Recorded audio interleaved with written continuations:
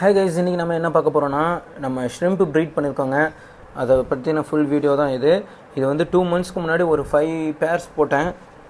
இப்போ அது 300க்கு மேலே வளர்ந்துருச்சுங்க.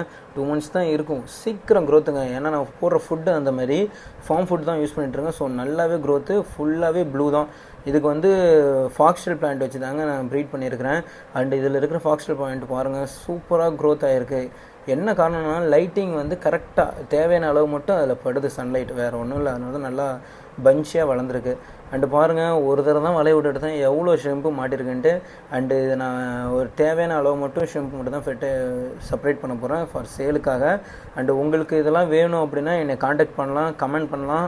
என்னோடய டிஸ்கிரிப்ஷனில் என்னோடய காண்டாக்ட் டீட்டெயில்ஸ் எல்லாத்தையும் கொடுக்குறேன். மறக்காமல் வேணுன்றவங்க எனக்கு காண்டாக்ட் பண்ணுங்கள், உங்களுக்கு நான் கொரியர் பண்ணி விடுவேன்.